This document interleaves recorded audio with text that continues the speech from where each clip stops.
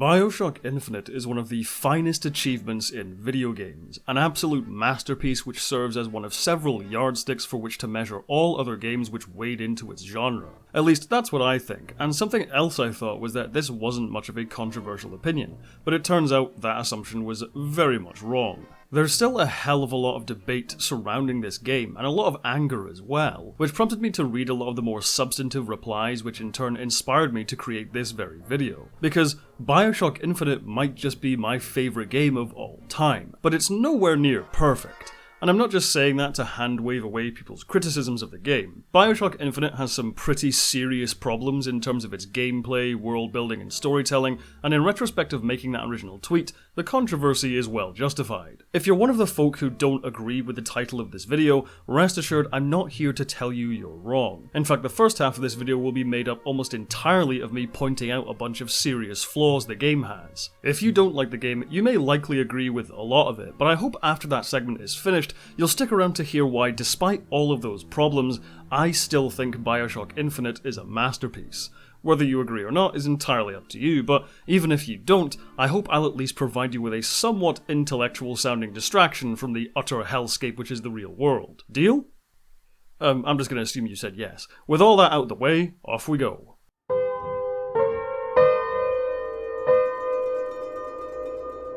As a quick reminder, Bioshock Infinite begins with Booker DeWitt, former soldier turned union buster turned private detective, dispatched to a mysterious lighthouse with the cryptic instruction, bring us the girl and wipe away the debt. After poking around the lighthouse for a bit, he is soon rocketed up to Columbia, a flying city hiding amongst the clouds. After being baptized by an overenthusiastic priest, DeWitt enters Columbia proper and soon comes across the Vigors. And this is one of the first points of contention in the game. I'll be making more than a few comparisons between Bioshock Infinite and the original, and the first apt one is the Vigors and the Plasmids. The Plasmids were not only a core gameplay mechanic in the original Bioshock, but also a distillation of the themes of the story present in the world building. As another quick reminder, the first Bioshock is basically a massive lampooning of Ayn Rand's objectivism. To sum up objectivism, it's a philosophy, I use the term loosely, which essentially boils down to, it's okay to be a selfish asshole, because if you make a lot of money that way, it just makes you better than everyone else, and you are under no obligation to use your wealth or power to help anyone. If they don't also become super rich, that's just because they're inferior to you, and any cries for help are just an expression of their own inadequacy. Fun fact, objectivism is very popular with quite a few politicians. The Plasmids are such a great illustration of why this concept doesn't work. Objectivism champions deregulation to the point of no regulation. Companies should be free to make whatever the hell they want, up to and including mutagens which literally allow people to throw fire. And anyone who gets hurt by them effectively deserved it for not being smart enough or rich enough to buy their own plasmids. But of course, as Bioshock illustrates, the plasmids are the reason for the fall of Rapture. They turned citizens into Adam-hungry monsters with superpowers, resulting in rampant violence and chaos. The plasmids as a concept represent everything wrong with Ayn Rand, or rather, Andrew Ryan's philosophy. The Vigors, on the other hand, in Bioshock Infinite are just power-ups. They don't really gel as much with the setting. We'll get into this more later, but Columbia is an inherently unequal society which is also ruled by a tyrant. In contrast to Rapture's everyone can do what they like and it's your fault if you get hurt attitude, the social order of Columbia is strictly controlled. The idea of the city's leader, Prophet Comstock, just letting anyone buy a potion which can demolish entire squads of police in one hit, just doesn't make a hell of a lot of sense. Also, in contrast to the first Bioshock, which was trying to be more of a survival horror experience with scarce ammo and only a few guns where the plasmids could be absolute lifesavers, Bioshock Infinite is simply an action game with occasional dips into horror. The basic combat using guns and explosives and so on is already perfectly fine on its own. The Vigors don't really give you a massive advantage. What they boil down to is simple power-ups to take care of enemies more quickly. These power-ups are certainly creative, visually interesting, and fun to use, but if you never use the Vigors in the game, you could get through the game okay, which is a little weird for a game literally titled Bioshock. Having filled up on some Vigors, DeWitt gets on the wrong side of the law when he realizes everyone's a monstrous racist. But he eventually finds what he's looking for, Elizabeth, the aforementioned girl he's supposed to retrieve from the city, who has the ability to briefly open dimensional tears. After a failed attempt to leave Columbia via airship, DeWitt makes a deal with Daizy Fitzroy, the Vox Populi leader, an organized resistance movement aiming to depose Comstock and turn the city into a more equal society. DeWitt promises to supply the Vox Populi with weapons in exchange for the airship, and this is where the game starts to fly off the handle a little bit. You see, up until this point, Elizabeth has been able to use the dimensional tears to pull objects into Booker's reality. A small tear is opened, she brings something through and then closes it soon after. There's an internal logic here which is simple and easy to understand. However, this all changes when we get to this segment of the game. Booker and Elizabeth try to get weapons from gunsmith Chen Lin, but find he's already been tortured to death by the police. However, the mysterious Lutece twins inform her she can effectively bring Chen back to life by fully opening one of the dimensional tears, and yeah, this gets a little weird. Honestly, trying to keep track of all this will make your nose bleed. It's just not clear what Elizabeth is actually doing here. If she and Booker are stepping into another reality, then yes, Chen Lin will be alive, but wouldn't Booker have made a deal with a different Daizy Fitzroy? Wouldn't this whole scheme be useless because when Booker returns to Fitzroy and is like, hey, where's my airship, she'd simply reply, who the hell are you? Also, if they're crossing into a different reality with its own Columbia, doesn't that stand to reason there'd be another Elizabeth? And if so, she's either still in her tower or also running around the city, so why is Comstock so fiercely determined to get this Elizabeth back if he has his own? Furthermore, some of the online plot summaries of this game describe Elizabeth's actions here as layering elements from other realities on top of one another, which I suppose is an extrapolation of what she's been doing before, but how does that actually work in practice? Is the timeline adjusting to fit these other elements in? And if so, we still have the problem of Booker having made a deal with a different Daizy Fitzroy and yeah, see what I mean? I'm sure this makes some kind of sense in game director Ken Levine's head, but in the finished game we're missing some crucial information to understand what's actually going on here. I don't really have a problem with Booker not understanding what's fully going on, but Elizabeth, who understands quantum mechanics and the many worlds concept, should be able to explain this. So when the two of them arrive in a reality where the Vox Populi are already engaged in a full-blown armed revolt, Booker saying, time to get our airship, should be met with Elizabeth replying, no, Booker, we didn't arm anyone in this universe. If anything, the first time they switched realities, they should have just tried the airship again. Now, the following section of the game is easily the most controversial. Finding themselves in a universe where the Vox Populi are revolting, Elizabeth is taken aback by the death and destruction she's witnessing, prompting this little dialogue exchange. When it comes down to it, the only difference between Comstock and Fitzroy is respect. No! So in order to talk about this part of the game, I'm going to have to get...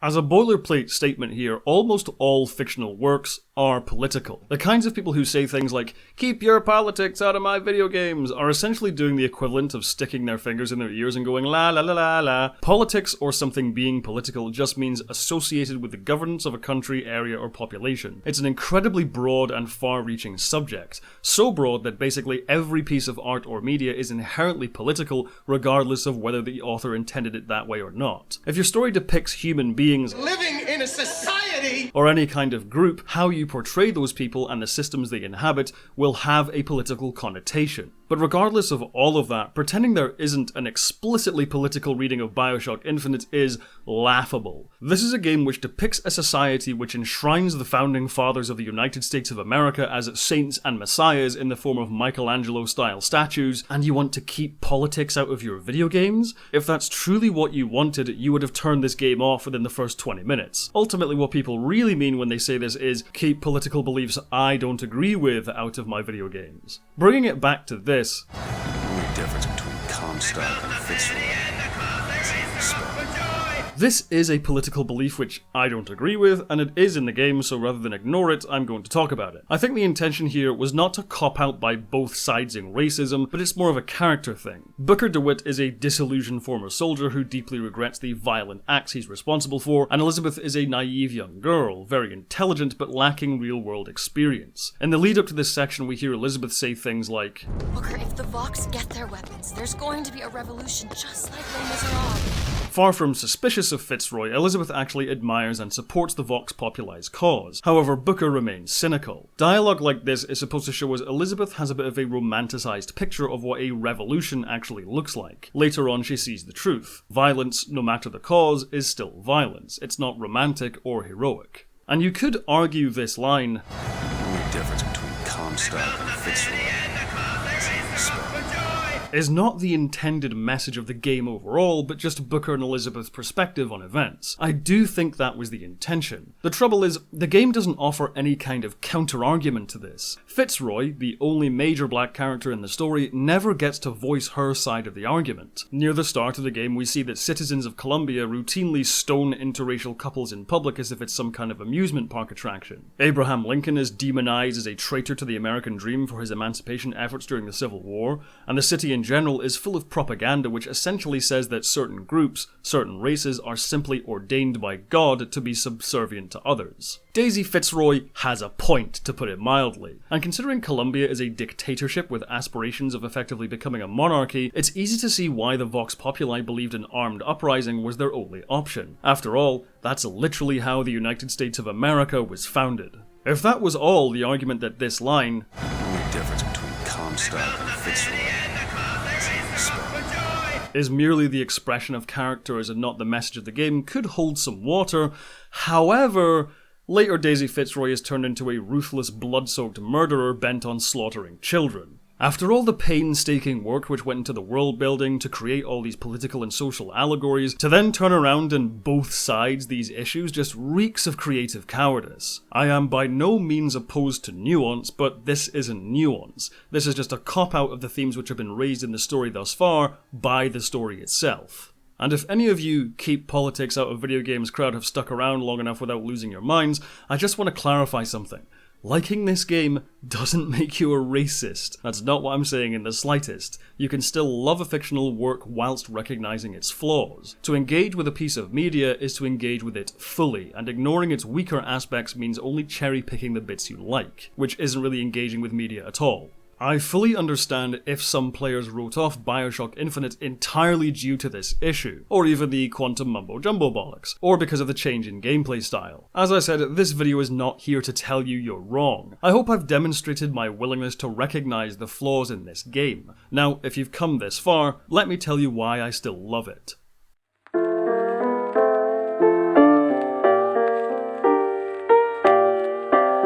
Going back to the gameplay aspect of Bioshock Infinite, as I said, I understand people being disappointed. The original Bioshock billed itself as more of a survival horror game, owing a lot to System Shock and its sequel, exploring a dangerous environment, trying to amass enough ammo, upgrades and collectibles to hang on by the skin of your teeth, can be a thrilling experience, and that's largely why the original Bioshock is best played on a harder difficulty to get the most out of it. And if some players went into Infinite looking for that experience, I can get being frustrated by the game not delivering what was expected. That being said, Bioshock Infinite is just fucking fun. Rather than survival horror, Bioshock Infinite is a rip-roaring, swashbuckling action-adventure extravaganza. Even though the strengths and weaknesses of some of the guns could be more distinct, and it is lame how the finale is just a tower defense section, the fluidity of movement and vigor-assisted gunplay is absolutely riveting. In the original Twitter thread, I saw some of the game's detractors calling this Call of Duty Bioshock, and I suppose it is a shooter, but that would be like calling Call of Duty a Doom clone. If Infinite was just restricted to being inside apartment buildings or fenced-off areas,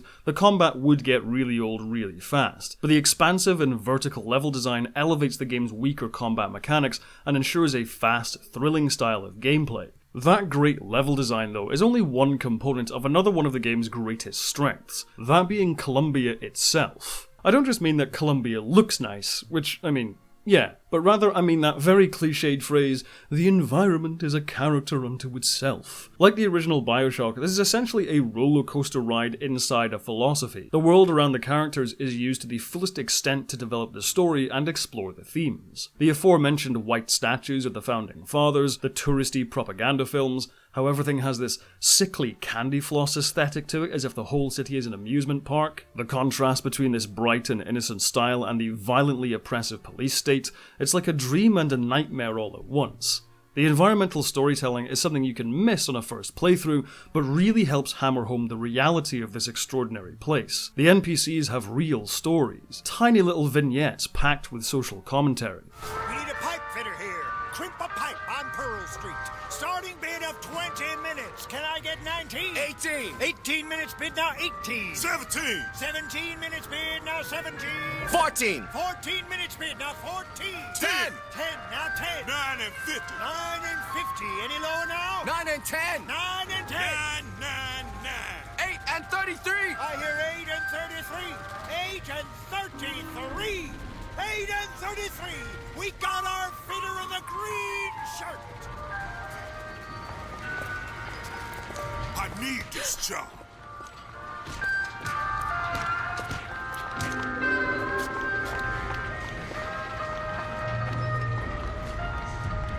That's a think man, an efficient man. What I also appreciate is that none of the imagery takes the cheap option. There are no stormtroopers marching around, no agitprop banners or posters, and Comstock doesn't stand on the steps of a brutalist building with a giant eagle behind him. Instead, Columbia's whole internally consistent cultural aesthetic, being so close to reality, is what makes its darker parts all the more shocking and hard-hitting. But the depth of visual influences goes even further. There's Fritz Lang and Orson Welles everywhere. Infinite pulls from lavish epics to gritty noirs, swashbuckling action to Dickensian historical drama. It all coalesces into something truly unique. And that's another element which I just love about this game, its style. Let's just stop to consider how truly weird Bioshock Infinite is. Compared to the, say, blockbuster movies of today, Infinite seems to break a lot of the unspoken rules. If it's a fun, swashbuckling, colourful action-adventure, it should be packed with humour and memes and irony. If it's a serious, high-concept sci-fi movie utilising quantum mechanics and non-linear timelines, it should be shown in muted colours with sharp-suited men and Hans Zimmer music going blah. That's not to say there's anything wrong with either style, but rarely do we see these kinds of elements brought together in film or even video games. Yet somehow in Infinite, none of it feels out of place. In fact, it's all actually quite complementary. These bright Disneyland-esque visuals juxtaposed with graphic violence and racial oppression only makes the game's political and social commentary all the more impactful. The discussion surrounding quantum mechanics pull double duty as helping to further the world building, but also inform on the characters. Okay. Are you afraid of God? No. But I'm afraid of you. Troy Baker and Courtney Draper give career-best performances as Booker DeWitt and Elizabeth. While DeWitt initially comes across as the cliched, cynical, chain-smoking, hard-drinking private detective we've seen 1,000 times before, his backstory adds a lot of depth. It's the sincerity of his character which rescues him from being two-dimensional. He doesn't fit the archetype because the writers were too lazy to think of anything else. Instead, the person he is the culmination of his previous actions. He's a man who woke up to the consequences of his own actions, driven to despair by an inescapable guilt. Elizabeth, meanwhile, is excellent in both writing and gameplay. Do you have any idea what a relief it was when the game literally says, "Don't worry, the game didn't just become an endless escort mission"? Remember at the time this game came out, mimetic jokes about Ashley from Resident Evil 4 and Natalia from GoldenEye 64, not to mention huge chunks of Bioshock 2, were at the forefront of many players' minds. So to be told not only do we not have to protect Elizabeth, but she's actually incredibly helpful during combat, generating cover and health kits and collecting ammo, it really helps endear her to the player and by proxy, Booker. It's basically interactive character development and it's great. The writing for Elizabeth is even stronger. She's naive but highly intelligent, an inexperienced fighter but resourceful, quick thinking and cunning. She is unquestionably the protagonist of her own story. In fact, she literally goes through the Joseph Campbell's hero's journey, or in this case, heroine's journey. Ordinary world, call to adventure, refusal of the call, accepting the call, strange new world, tests, enemies, allies, coming of age, seizing the sword, resurrection, it's all there. And it's the relationship between the two which is the true heart and soul of Bioshock Infinite. Let's cast our minds back to the first Bioshock game again. The much touted twist of this game occurs at the end of the second act, when it's revealed that Atlas, your supposed ally throughout the game, is actually Andrew Ryan's enemy Fontaine, and the player character is a genetically engineered project turned assassin, controlled by Fontaine using the key phrase, "Would you kindly?" Powerful phrase. Familiar phrase. Would you kindly? Would you kindly get this? Would you kindly find that? Would you kindly find that? Would you kindly find? Would you kindly get this? Would you kindly? kindly head to Ryan's office and kill the son of a bitch? The reason this twist works so well is because it comments on player agency with an interactive medium like video games. Because without even realizing it, the player has been obeying that phrase. Atlas said, "Would you kindly?" and the player went right ahead and did what they were told. Bioshock Infinite takes this idea and not only runs with it, but takes it aboard a space shuttle and launches it into orbit. Because here's the thing. While in the original Bioshock, Dr. Tenenbaum removes the player character's conditioning so they no longer obey Fontaine, they still don't have much agency. They've just swapped out Atlas's instructions for Tenenbaum's. They still have to do what the game says. So let's talk about quantum mechanics and superpositions for a second. What's in the box, Schrodinger? A cat, some poison, and a cesium atom. The cat, is it alive or dead? Alive or dead? Answer him. We've all heard of Schrodinger's cat, a cat sealed in a bunker with a bomb which has a 50% chance of going off, and until you look inside, the cat is in a superposition. It is both alive and dead. It's the act of looking which forces nature to collapse into one form. Following this line of inquiry is what led quantum physicists to posit the multiverse or many worlds concept. While in our reality the cat lived, the reality where the cat died still exists somewhere. Obviously, this is a core concept within Bioshock Infinite, as Elizabeth and Booker hop between alternate realities. Maybe, let's not start that again. But the part of this field the story is most concerned with is this superposition. Is the bird in the cage or out of the cage? Is Elizabeth inside the tower or does she get free? Is Chen Lin alive or dead? Did Booker DeWitt go through with the baptism or did he refuse? Both possibilities exist. What many people see as the big twist of this game is that Booker DeWitt and Zachary Comstock are revealed to be the same person, Comstock being a version of Booker who was baptized and reborn as a new man. Elizabeth is actually Anna, Booker's daughter, whom he gave up unknowingly to Comstock to pay off his debts. The resulting struggle when Booker tried to change his mind, severing Elizabeth's finger, allowing her to exist in two realities, is what gave her her powers. This is the kind of twist I absolutely love, where the questions we should have been asking the whole time were staring us in the face, we just didn't think to ask them. Oddities like who even hired Booker DeWitt in the first place, the AD brand on the back of his hand, who Anna is, the secrets and lies surrounding Elizabeth's birth, all of these pieces suddenly fit together. It's not only mind-bogglingly satisfying, but also emotionally impactful as well. The mysterious AD brand standing for Anna DeWitt, and how Comstock knows the false shepherd has it, suddenly makes sense. Elizabeth's missing finger, Comstock saying it's Booker's fault, and why she has her powers also makes sense. The memory loss, Lutece twins, Booker's dreams, it all slides together like one big jigsaw puzzle, and suddenly you see the big picture. Booker DeWitt is a man haunted by his past and his own actions. He feels tremendous guilt over the actions he took, and it's clear he would do anything to change what he did. Well, now he's gift-wrapped the solution, right? He can go to a world where he's a different person, where he isn't guilty of those same crimes, where he didn't give his daughter away, right? But in truth, Booker DeWitt can't escape his past, because no matter what he does, he's already opened the box and looked at the cat. Nature has already collapsed into one reality for him. If he accepts the baptism, he only becomes a greater monster, guilty of even more horrific crimes. But if he refuses the baptism, he's stuck where he is. Ultimately, this story is about the illusion of choice. Just as Booker is trapped in a life where he lost everything or destined to become a monster, the player is trapped in the game. Either stay still and accomplish nothing, or obey the game's instructions to proceed. Which isn't really a choice. The player can only really do one thing. This is why Bioshock Infinite is a masterpiece in my opinion, despite all of its flaws, because I've never seen another game pull off what it does. I could just be totally ignorant here, but I personally can't think of another game which ties its main characters, themes, and the player's own actions together so well. The themes of the story are rendered real through the quantum physics concepts of superpositions and alternate realities. The thematic impact of these concepts is at the heart of almost every single main character's personal struggles, and the player experiences those struggles alongside the characters thanks to the gameplay.